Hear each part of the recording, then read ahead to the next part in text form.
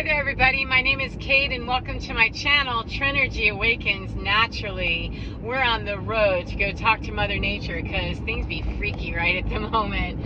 And that's why I'm here, is we're a few days away from the solar eclipse on April the 8th, 2024. However, the message is relevant whenever it's relevant, but right now, if you're hearing it before the eclipse, there's a lot of very spooky and weird, lurky, stalky energy out there. People are really falling apart. The ones that are falling apart hard, and the people who aren't are really shoring up and dealing with the fact that the others around them are cracking apart. We seem to be kind of dividing off into our separate sides of how we're dealing with this, but it's really pressing. And the natural phenomenon that's happening, the emergency world event kind of stuff that's going on, the wars, all of the policy, politics, Hollywood, you see this stuff is really crumbling, and it's bringing up a lot of fear in people. So the message that I got was actually one that excuse me, I heard someone say, and I just thought it was so cool that, yeah, that's something that's very relevant all the time. However, it's especially relevant right now, to learn the skill quickly of how to observe something and not absorb something, to observe energy, not to absorb energy, especially if we're empaths and light workers, clairvoyants, anybody who can pick up on energy very easily, and we're affected by how other people feel or what they're doing, or seeing a picture or hearing music,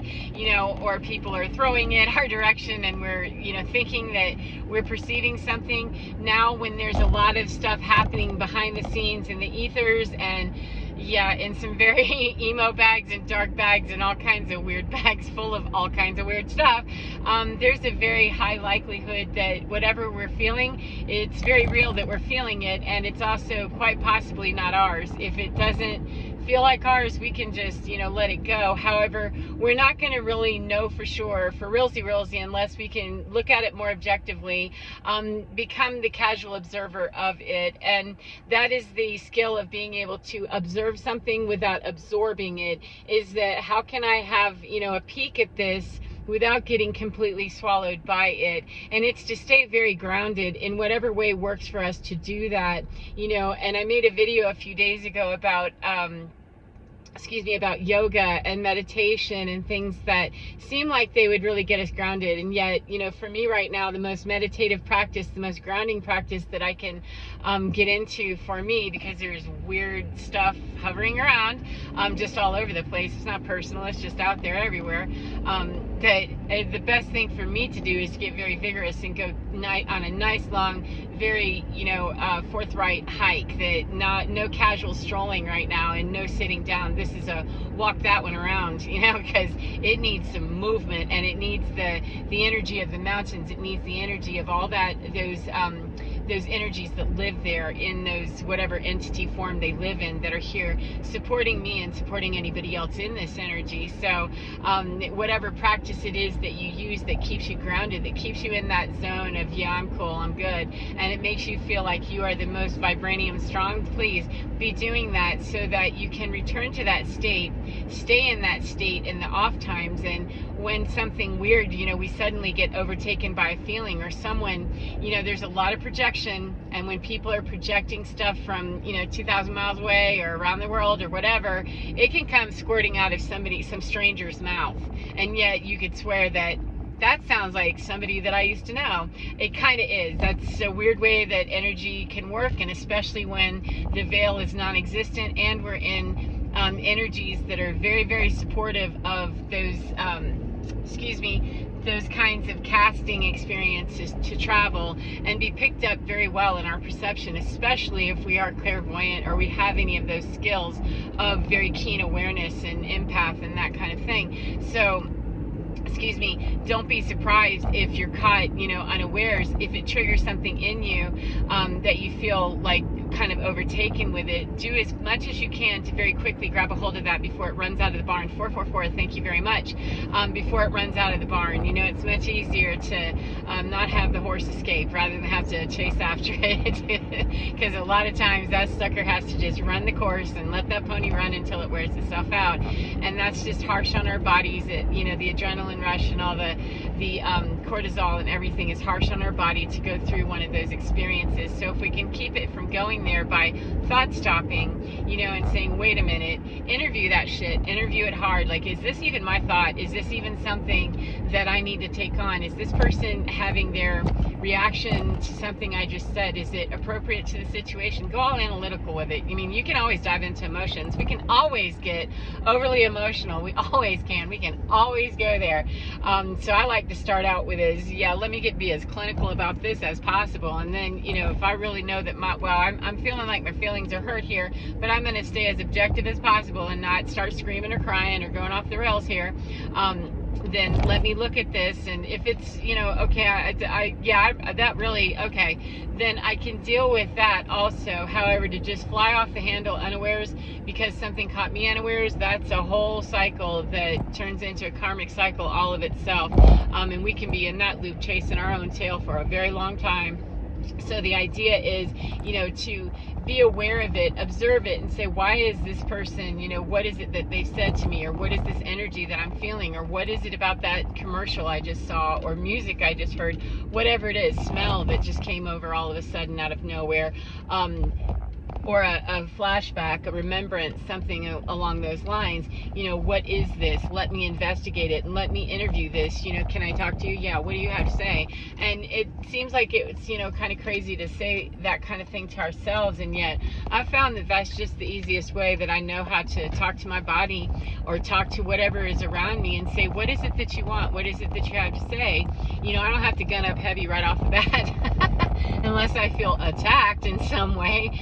That if it's a sensation in my body, I can say, hey, you know, what's going on here? Because the normal state of being for, you know, the body here is not this. So if I'm experiencing this is something odd, and I want to know what it is, because I don't want to be experiencing this state of anxiety or this state of sudden rage or sudden, you know, something, or shame or any of that stuff. What is this? And quite often right now, especially right now, people are pressed. They do not want to take their karma. They do not want to take the lesson. They do not want to let go of their ego. They don't want to do shadow work, and they don't want to go through the ego death. They don't want to, and they want to cast it off and give it to somebody else. Here, carry that, would you? You know, that's like letting, have somebody that's walking their dog and hand you the doggy bag, you know, full of doo-doo, and say, yeah, and you let them. You know, I'm not here to carry your dog's doo-doo. That's not what I'm here to do.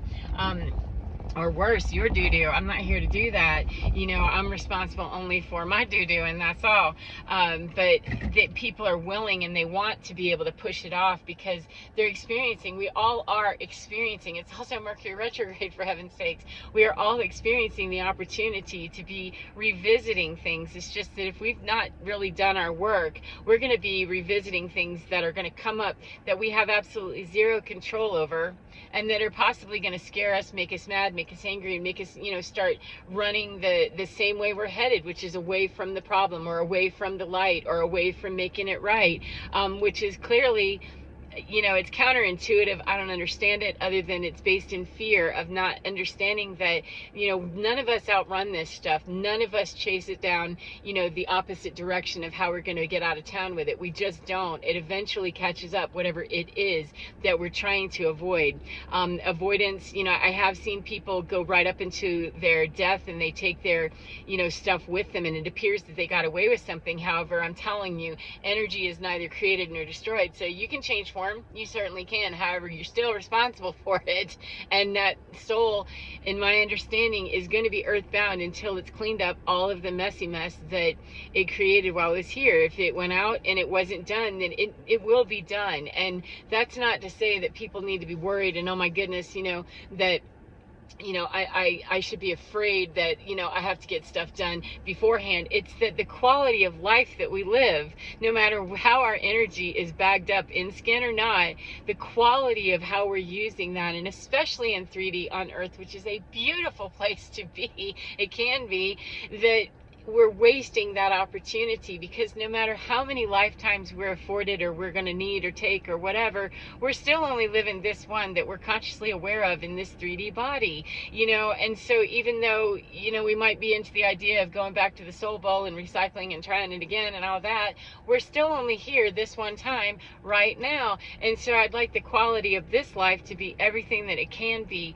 regardless of what anybody else is doing. I don't want to have to worry about, that I'm just going to be tooling it hard and thinking that I'm getting away with something, and then I'll just, hit the pearly gates and there I'm good. I'll call it good then. I don't know that people that are on that track really have that kind of conscious awareness or that, thought process. I'm not sure. I don't interview people that are on their way out and being hateful while they're doing it. I never have anyway. However, I've watched quite a few that just, okay, and I know that by having the ability to tap into that, or they tap into me, I don't go seeking dead people, thanks, not consciously, but when they come and they visit and I chat and say, what is that there's still work to do. There's still very much work that needs to be completed, especially if they were expected to do something to be breaking generational curses, or they were expected to go along with the process of the generational curse being broken, and they defied it, went against it, etc.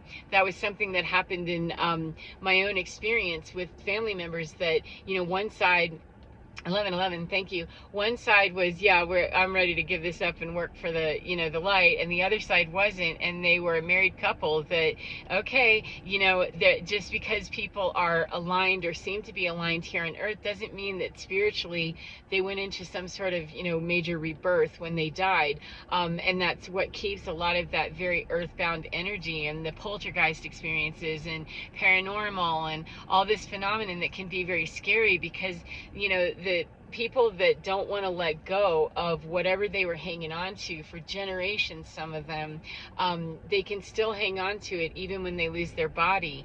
It's a creepy notion, perhaps. However, that's my experience with it, is that, yeah, that's energy that's no longer wearing skin, but it's coming near me just like it used to whenever it was wearing skin. And nah, that doesn't work. You got to go away, friend, because I don't do that. I don't host, bags of energy, whether they're skinned up or not, that are not doing what it takes to be part of new earth energy. We're here for something different, and there's a lot of confusion, and we don't automatically graduate to some ascended state of being just because we lose our 3D body. We lose our density. However, if we were a kindergartner on earth, and the idea is to get through high school or college or whatever, and we were a kindergartner that just never went to school and was able to somehow make it to 80, 90 years old, and just didn't do it, then we're going to still be, even though we've lost the illusion and the forgetfulness and all of that, we still are wherever we are in our energetic process, our spiritual evolution,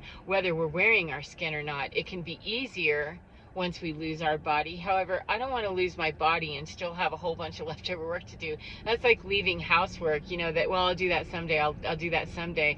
When we finally get around to it, my goodness, it's a horror that, 6 months later, when I haven't vacuumed, my floor is going to be pretty hard, 1313. It's going to be a lot harder than if I just dealt with it, and got over the idea that I shouldn't have to do that, or that somebody else will.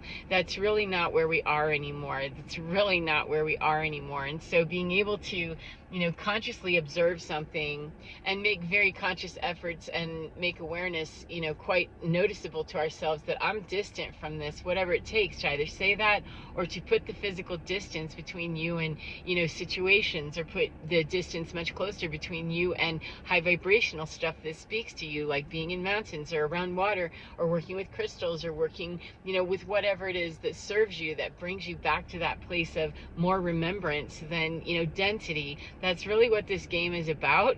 It doesn't really have anything to do with anybody's story at this point. Not right now. We're in a very tumultuous time where nobody's story matters. When we're in a chaos and an MCI, multi-casualty incident, ain't nobody's story mattering. It's a matter of duck and cover and protect yours, protect what is yours, and ensure that, you're safe as best as you can, and deal with the aftermath, because it's going to continue to be rocking and rolling, not just in the physical events that are happening on the earth, letting me know that, yeah, this is some good stuff that's happening, even though it looks really horrible, not just there, but in our energy. And if we have both those things happening simultaneously, we're just a seismic nightmare that can never quite settle down, can never quite, reach peace, and we're not helping anything. We're making the situation worse. And if we're here for light work or starseed, that kind of thing, if we're here to do energy healing or energy balancing, grid work, timeline work, curse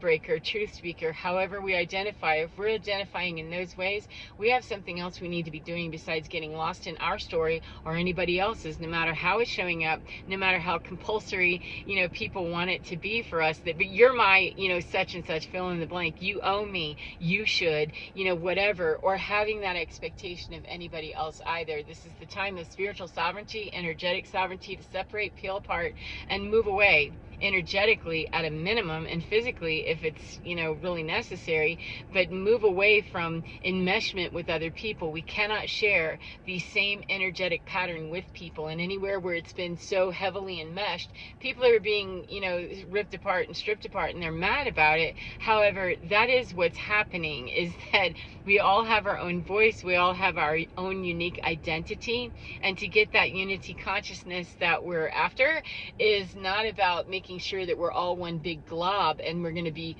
one tone. We're going to be every tone that we are in the mass chorus or in the mass orchestra, the mass band, whatever you want to think of on that we're our own instrument. And yeah, the whole flute section, we all play the flute. However, we play it very differently. We're all very skilled differently, and those that are at the first chair, you have a little more experience and you have a little more responsibility to get the rest of the section tuned up and working and ready to go. And we're a long ways, unfortunately, we're quite some time from actually having the world at that kind of harmonic resonance with itself. However, at this time, whenever auditions are being held and first chairs being vied for, because there were people in positions where they really didn't deserve to be there by their talent, their skill, or their ability, they just self-declared, I'm in charge of this section, this is what I do.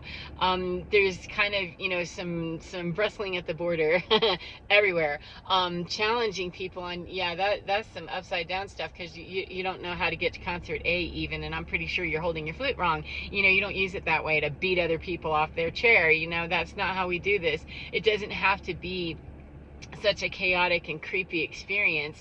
And so the less that we buy into the idea that we have to be a part of it that way, if we're drawn into something that's unpleasant, we can deal with it. We can absolutely put our foot down or put our foot right up in it, however it needs to happen, at the least intervention possible. The least invasive intervention possible is how I like to think of it, is that the most minimal amount of contact that I need to make with people, cut things off early and cut things short, and keep interactions very, very brief with people that I know are known offenders, and that kind of stuff cuts down on any kind of rocking and rolling. Because my first chair, I'm guaranteed that of my section, at least of me, I'm the first chair of me, so I'm going to be the section leader for me at a minimum. And as a light worker, starseed leader, blah blah blah, whatever, we have a responsibility to start there first, so that when someone comes and wants to throw their hate or throw their fear or project their bullshit our way, we can say, no, I'm really the section leader right here. This is my collective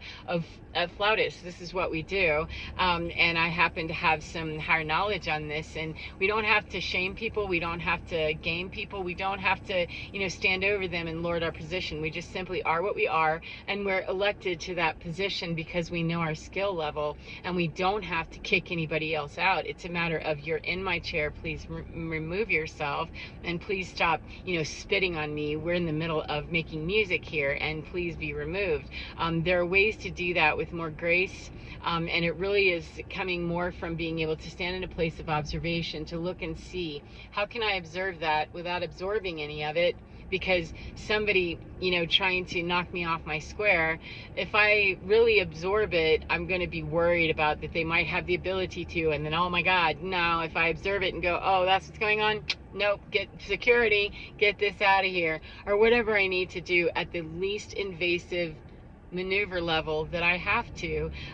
That's where a lot of us 1919 can really be led astray, because our ego wants to get involved and go, how dare you? And I understand that, man. I have to battle myself every day, you know.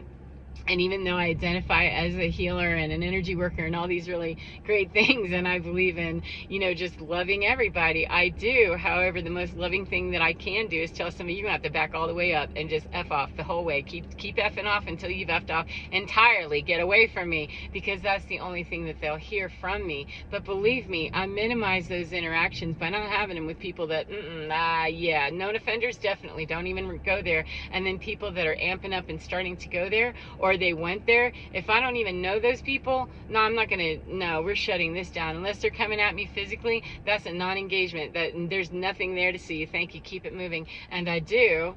And then this other stuff, you know, in the ethers and everything, then I'm gonna be having a conversation with myself about, where's this settling in on me, and why is this possibly tapping me? Is it triggering me? If I'm still able to observe it, then no. If I start absorbing it, then oh shit, I've got to go, because I'm starting to absorb whatever's coming around me. And that's why it's crucial to be able to put that stopgap in of, oh, hold on a second, is this even mine? Because we can absorb stuff that isn't ours. We can be absorbing the anger and the jealousy and the just the hate that people are sending. People are mad. They are super, super, super duper pissed off, and they are really throwing it in all kinds of directions, especially in those personal, you know, attacks and stuff. They are, and we can feel that sometimes. However, if we start feeling the rage and taking it on, we have absorbed that, and we don't have to shame ourselves or, you know, get into it with another person, or, you know, start pointing the finger and, you know, blah, all this other stuff. What we do need to do, though, is to quickly get back on course. You know, how can I course correct and get away from you? That's really what I need to do, and stop engaging with it, because it takes us down, and that's less time that we have to keep working on our crown, if you will. It means that I've got to pick myself up after I, you know, stumbled for a minute back there, or somebody, you know, successfully knocked me down. And the ability to, you know, not be knocked down at all, that's a grown skill. That's something that we learn over time. However, the less we engage with that stuff, by identify it early. That smells funny. I don't need to, you know, it's like one of the, I don't remember who it was, used to have I think maybe it was Eddie Murphy, said, somebody fart. Yeah, you're right. Somebody fart. That smells. You know, duh. If somebody farts and they're announcing it, man, the last thing I need to do is go investigate and go, yep, you're right. That smells just like your butt. You know, no thanks. I'm good. Thanks. I know what a fart smells like. Oh, you know. So there's no need for me to investigate. If somebody smells from afar, or they're already announcing themselves and, you know, Jabba the Hutt, you know, a mess, and just, and they've got stuff chained to them. Yeah, no thanks. I'm not interested in it. I don't need to. 2222. I don't need to engage that. I don't need to try to save it. I don't need to try to help it. I don't need to condemn it. I don't need to shame it. I don't need to do anything except move it away from me, or move myself away from it, whatever it takes. And I found that, you know, right now, people are either willing to go deep on in it, they want to jump all the way in, or they put very little in and they go, oh, okay, never mind, and they back out.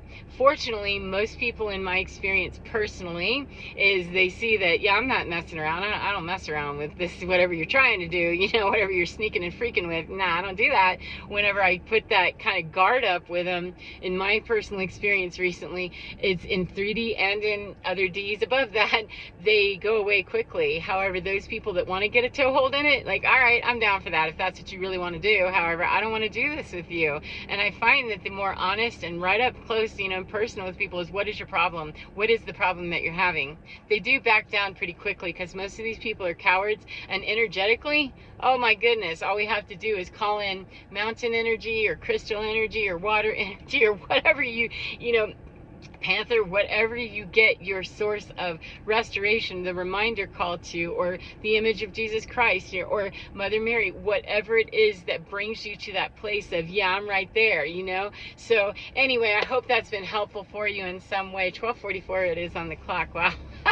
I love it. Thank you. I'm going to go rock and roll in the mountains for a few minutes and find out, what I can do to drop off and transform, alchemize, transmute, whatever we're going to do here. We're doing some work with some energy that, get in the car, losers. We're going over there to Garden of the Gods, and I'm depositing you because Earth has a way of transmuting that better than I can sometimes. And when I'm called to do that, I noticed that my dog wasn't interested. He bowed out early, like before we barely got down the steps. He's like, yeah, no, I'm really not wanting to do this. I just got to go to the bathroom, and then I'm going right back upstairs. And that's usually an indication I'm noticing 24 that, oh, this is because we're dropping stuff over there at the door of somewhere else in the earth that can transmute that stuff better than I can as my own person. And there's really nothing that I can do for it. Once it's to that point of just being so messy and Jabba the Hutt, just take that and drop that off here somewhere by continuing to channel that information in. And what am I supposed to do here? Maybe move a rock or